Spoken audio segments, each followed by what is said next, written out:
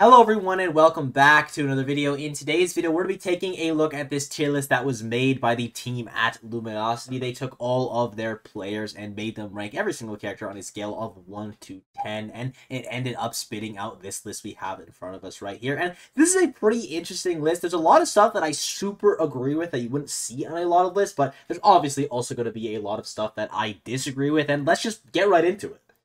Let's start off by talking about this E tier, and I'm going to be fairly brief here just because I agree with this E tier. I think that Little Mac, Ganondorf, and specifically King Dedede should be in a tier of their own. I'm sure no one's really going to fight me for that specifically with Ganon and Little Mac, but I think Dedede is on their level. I actually think Dedede is worse than Little Mac, and that's just because Gordo is such a useless tool, but it's so important for Dedede's kit. Pretty much every single character in this game has no problem dealing with Gordo. If you have a single disjoint, it is so easy to pretty much just nullify the big penguin, and if you could deal with Gordo, now you're playing against a character with a terrible disadvantage. Say, I am aware he has multiple jumps, but have you seen how big he is in the air, especially when he's jumping, and he's got that terrible aerial drift. His frame data is awful, so that means his getting off the ledge can also be extremely difficult for this character. Once Dedede gets hit, it feels like it's really difficult for him to actually get out of that disadvantage state, and his advantage state and neutral aren't that strong either, especially considering that you can hit his main neutral tool back into him. I think Dedede is a heavy character. Yes, he can still win. It's Smash Ultimate. Everyone hits hard enough to win, but in the neutral, in the combo game, and especially in the disadvantage is where Dedede struggles massively.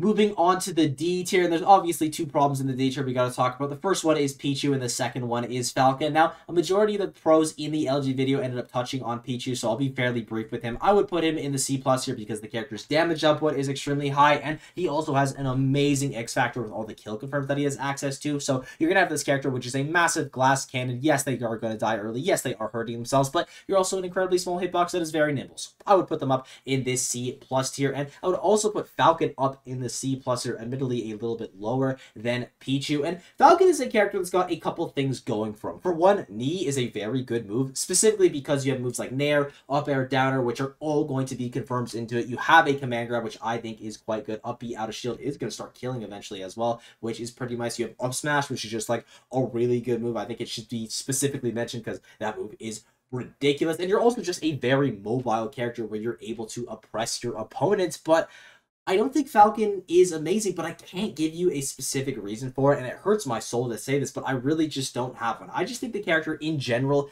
gets power crept, as I literally just mentioned. Yes, Falcon Knee is very good, but aside from Falcon Knee, Falcon has really no other confirms into actually taking the stocks. Like, you could edge your confirms with a back air or an up B, I suppose, but at that point, you're just out of the percents where whatever you're doing into Knee would actually be working. So Knee is a very important win condition for Falcon, and if you're not able to hit that, the stocks can get a little bit musty. The character's disadvantage can also be pretty weak, and offstage is, I think, where Falcon really struggles. That's probably why most people think the character isn't as good as he maybe could be, because his disadvantage is such a big weakness. I personally think Falcon is a character that probably should be rising in the tier list once Falcon players start getting better results, and they've had good results before. Shouts to Jogaboo and Audric, as well as Fatality early on in the game, but something about Falcon, he just gets power crept by other characters. He just gets out damaged, really, and I think that's going to be kind of the main flaw that is keeping him down, but he shouldn't be this low.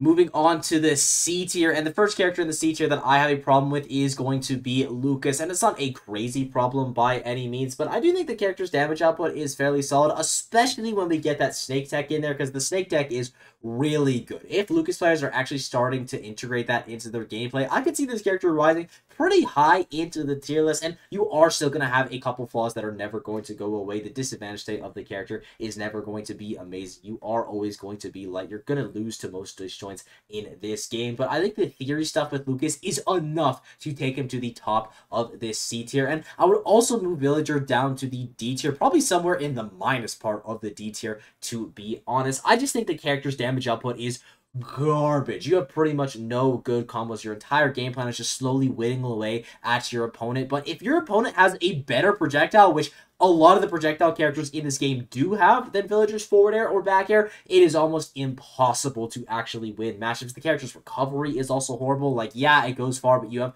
no way to defend yourself. I think Villager is really weak. Definitely better than Isabelle, so I appreciate that there's a big gap there, but I would put him in the D tier.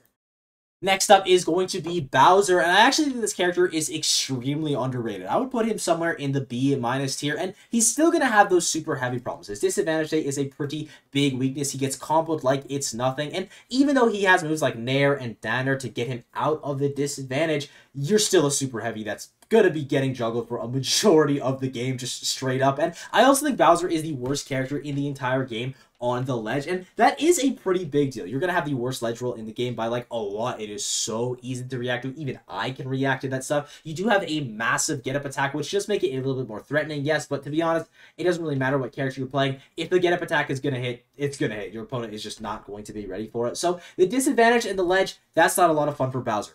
But where he is strong is in the neutral. Unlike other heavies in this game, Bowser is a race car. He is so incredibly smothering, and he's got a bunch of moves that absolutely chunk your shield. Like, Nair by itself is going to be taking out half of your shield. Then you can shield poke them with Flame Breath. Okay, that's an easy 30%. You actually hit that Nair, then they're taking another 30%, and at that point, back air is going to be killing them. And guess what? Nair confirms into back air. And there's just so much stuff like that for Bowser where you get 40%, 30% out of nowhere, and killing with this character is so incredibly easy. I mean, obviously, he's a super heavy character. That's going to be kind of the whole gimmick, but I'm talking off stage. Bowser, amazing edge guarding because of forward air. What's that? Your opponent is shielding, they're really scared of you. You have not only a shield breaker, but a command grab that can Bowser side you, which is obviously great if you're up a stock, but it can go to the platform, so your opponent can be dying as early as like 120% if you're on battlefield, and even if they're not dying at 120%, they're going to be dying pretty soon after that because Bowser just has so many ways to secure the stock, and on top of all of that,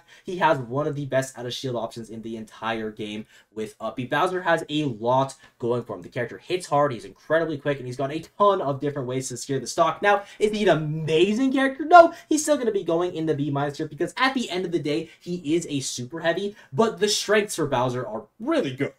There's another super heavy I want to talk about in the C tier, and that is going to be Donkey Kong. And I would move him to the top of the C tier, the highest that he could go, obviously, after I've moved out a couple characters into the B tier, maybe A tier, though probably not. And the reason that I would move Donkey Kong up is kind of for the same reasons as Bowser. Yes, the disadvantage of Donkey Kong is miserable. I would even argue that Donkey Kong has the worst disadvantage in the entire game. He doesn't have a super quick get out of jail free card like Bowser does. He just kind of has to face the music while he's up there. But in trade, he has an even better advantage state than Bowser does. Donkey Kong has one of the best advantage states just straight up in the entire game. He has the best grab in the game because he has access to cargo throw. He has moves like back air, up air, which are just amazing for your advantage state. So difficult to get down versus, and once you do get down, now you're playing against moves like forward tilt, which are really hard to get in versus. He has a berry. You have Donkey Kong punch, which is just like straight up a checkmate situation. If I call you out and you're throwing out a hitbox, I'm just going to win that situation every single time. It's an amazing tool to have. Chunky Kong straight up has shown me what this character can do and their capabilities. And just in case anyone is curious of my order of the super heavies,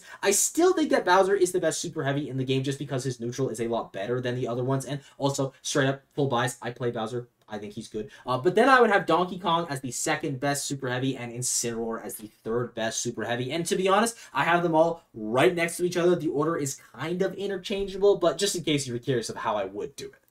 I really quickly just wanted to touch on Lucario because while I do think he is a little bit high on this tier list, I like that every single time I see Lucario on a tier list, he's getting higher by like 2 or 3 spots. And honestly, every time I see it, I start to agree. I start to see Lucario overtaking these characters because Aura is just so strong. You're able to get so much out of Aura, but of course, on the contrary, sometimes you're just not going to get Aura. Sometimes you're going to be dying like 80, 70%, and that's when Lucario really struggles as a character. But even when you don't have Aura, you still are a character with pretty solid frame data. You have a decent projectile. You have some good moves, and then when you do have Aura, it's just such a massive X factor that I think it does start to balance out for Lucario's lack of it, and you can make crazy comebacks. You can just have your first stock being so good that even if you really don't get max Aura on your second 2 stocks, it doesn't matter because you can just find a straight hit to close out the stock. While I don't think Lucario is this high, I like that he's slowly raising in every single tier list, and I hope the Lucario players continue to push it.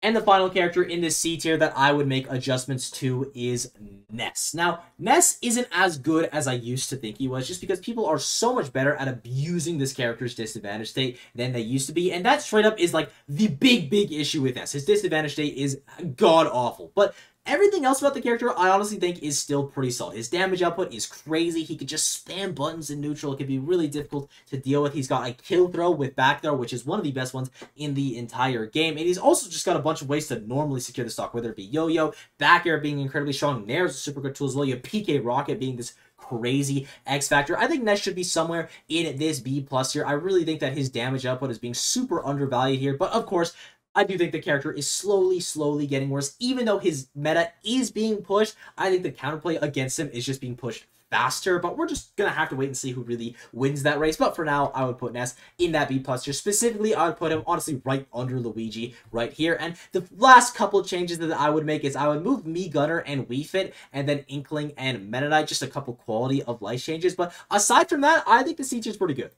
Editing fruit block, there's two characters I realized I didn't touch on in this C tier, and that's going to be Bowser Jr. and Banjo-Kazooie. Now, I think there's a couple of characters in the C tier that should definitely be above both those. Most notably, I think Bowser should be above them. I think Lucas should probably be above them. I think that Donkey Kong should be above them. But I agree that these characters should be rising in the tier list. They're not as bad as most people perceive, especially Bowser Jr. I think Bowser Jr.'s damage output is honestly pretty solid, and the recovery of the character is definitely a big weakness, but you've got a bunch of kill confirms as well that I think are pretty good. You're going to have a killing jab. I definitely like this character being higher than he is on most tier lists, and we've all seen what Totoguri has done this year. He has single-handedly changed the placement of this Banjo-Kazooie character. I still don't think Banjo is amazing. Maybe he's a little bit overvalued on this tier list. I could see him moving down to the C- tier, but I like the respect that TG has gotten for his characters, just straight up, because he's been doing some crazy things.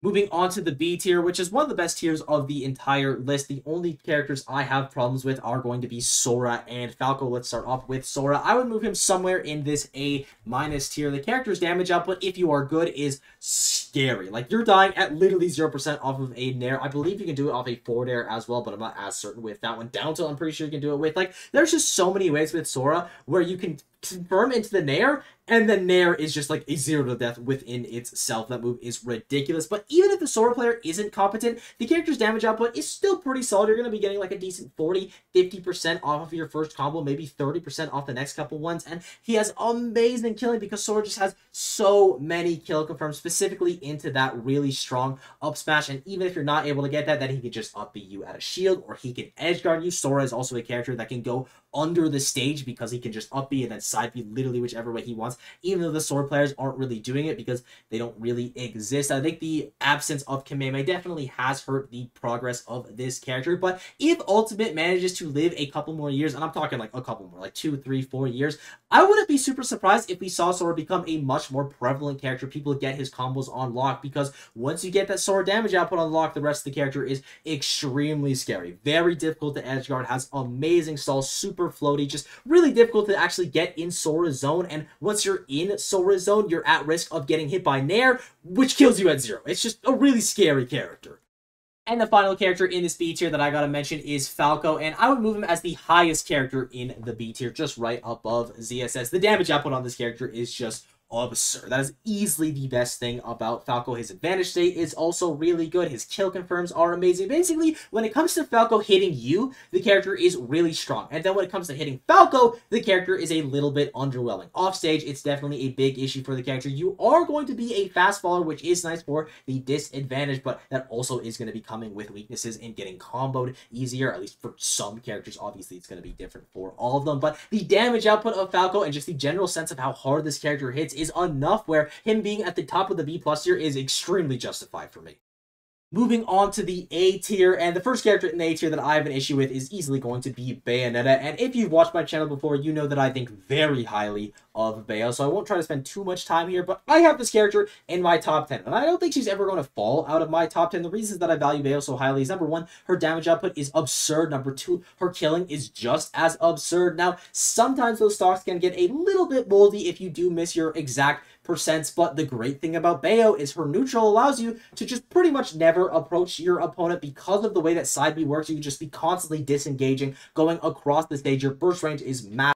The next character I want to talk about is Samus, and I would move her to the bottom of the S- tier. Charge Shot is better than half of the cast. It is a combo tool, it is a combo ender, it is a neutral tool, it can break shields. That move literally does it all, and a full charge Charge Shot does like 30% by itself. It is just so ridiculous. And on top of that, the rest of Samus's kit is also very good. You have an amazing out of shield game, your juggling game is surprisingly good for a zoner, you have these massive disjoints on certain moves, you have moves like back air, which hit like a rock. Samus is such a solid character. She's really good at killing. She plays the neutral incredibly annoying. Her ledge trapping is also amazing because of Bomb. The only big flaw of this character are characters that are overwhelming and just don't allow her to set up with Charge Shot. But aside from that, I think Samus is really, really strong.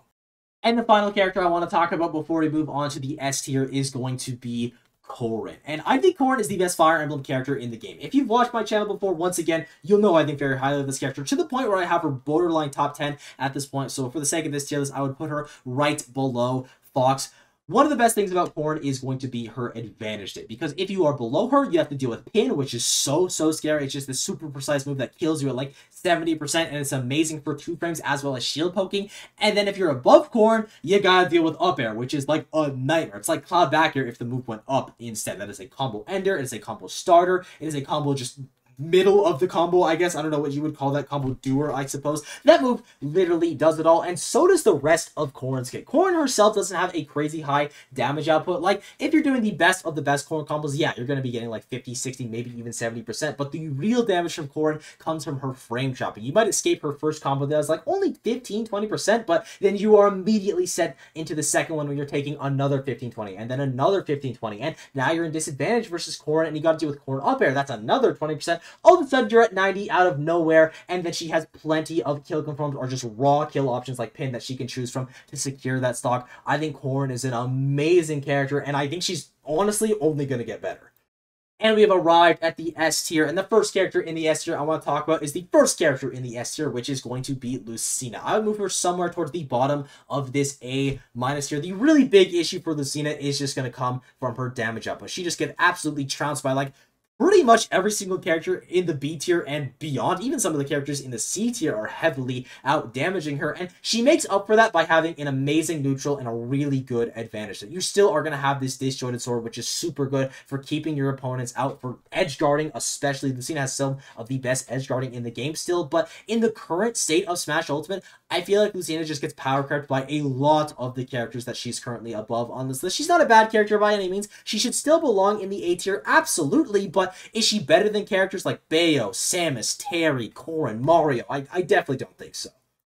The next character I want to talk about is Wario, and I would move him to the top of this A+ tier right here. It's not a big change by any means, but I just think all the characters in the S tier are very clearly S tier characters, and I just don't view Wario as one of them because he has to wait for Waft. I think that is a really big weakness for the character, and outside of that, he's not bad. He still has a really solid damage output. The aerial drift on Wario goes absolutely crazy, and depending on your opponent's recovery, Wario Downer is like the best edge guarding tool in the entire game. That move is actually insane. So if your opponent has a bad recovery against Wario Downer specifically, then you really don't need Waft. It isn't that big of a deal because it is super easy to secure that stock. But when you don't have that as a win condition, Waft becomes incredibly important. If you whiffed a Waft, that could just be pretty much the only way to win a game, going completely away, and you have to wait for that second one to charge back up. I am very aware that Wario can secure stocks without the Waft, obviously, but it is the main win condition for the character, and the fact that it's just not always around, I think, makes him a little bit worse than some of these other characters in the S tier.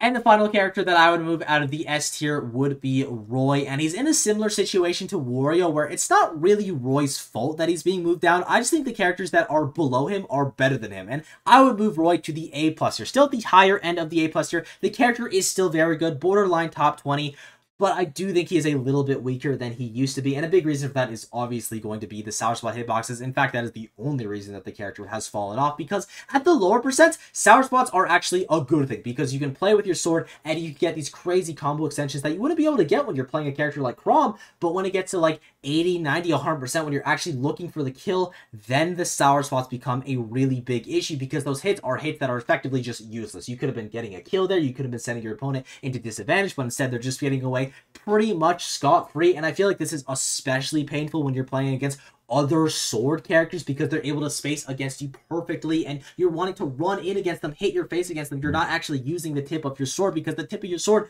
becomes useless halfway through the game. Roy is still an amazing character, still borderline top 20. Don't get mad at me for moving him down to the A tier. I just think he's not as good as he used to be. But now let's actually look at the most important part of the tier list, which is the top 10. And I think they did a really good job with this top 10. There's only 2 characters they have in the top 10 that I don't have in my top 10, and that is going to be Kazuya and Peach. But I have Peach, I think, as like the 11th or 12th best character in the game, so whatever. And I don't have Kazuya in my top 10, but this is a character that I don't really care where you put them on a tier list. I've explained this before, but because Kazuya is killing you in one hit, if you want to say he's the best character in the game because he literally kills you in one interaction, yeah, that's fine. If you want to have him not even top 25 because his neutral is just so weak and he gets destroyed by these characters, I also think that's fine. So whatever, I don't really care that Kazuya is in the top 10. For reference, the characters that I have in my top 10 that aren't top 10 are Bayonetta and Min Min, so that's what my top 10 would look like. But the rest are honestly really good. If you've watched my tier list video before, or at least the most recent one, you know that I have a big 6 characters in this game. I think those characters are the clear best 6, and they got 5 of the 6 right, and the only character that I said I would maybe sub into that big 6 was Aegis. So technically, they went 6 for 6 here. In case you're wondering, the character that they left out of that top 6 is going to be Game & Watch all the way down at 8, and that is going to be the biggest issue that I have with this top 10. I have Game & Watch as the 3rd best character in the game. I think he should at least be in the top 5. You have the best advantage state in the game, some of the best edge guard in the game, you have the best out of shield option in the game, your damage output is ridiculous, you have some of the best killing. He's just a really solid character. The big weakness is obviously going to be Game & Watch's weight isn't super great, and he can get out disjointed sometimes, but it's definitely not a big enough weakness for the character to not be top 5. I think this was like the exact Joker placement I had. He was like either 1 or 2 lower, so good job with this one. Pikachu at 6, I think this is really good, and this was before Smash Factor, by the way, so those LG guys, they know what they are talking about. I won't spend a ton of time talking about Pikachu because I always do, but he can go under the stage. That's really good. I had Stake as the 6th best character in the game, so he's literally 1 spot away from where I had him. This is correct. Same thing with Rob. I had Rob as the 5th best character in the game, so 1 spot away. Why wouldn't have Aegis all the way as high as 3 just because the recovery is such a massive issue for the character? I still think Aegis is incredibly broken, very undervalued by the community, and absolutely a top 10 character. Then Sonic's at 2nd, or Sonic at 2nd, Steve at 1st. This is just correct. I don't like to throw a word objectively a lot, but it is objectively correct. I think Steve and Sonic are just clearly the top 2 characters in this game. And with that, I thank you all for watching. I hope you enjoyed the sport. It's been absolutely unreal as of late. Let me know what y'all think about this tier list. I honestly think the LG crew did a really good job, especially with this top tier. Most of the characters that they had in this S tier, I not only agree on, but I agree on the order as well, which is pretty fun. And while I didn't agree on everything, I think they did a good job. So yeah, let me know what y'all think. Leave a comment down below if there's anything left out, got wrong, or if you just want to say hi, and I will see you all in the next one. Bye-bye.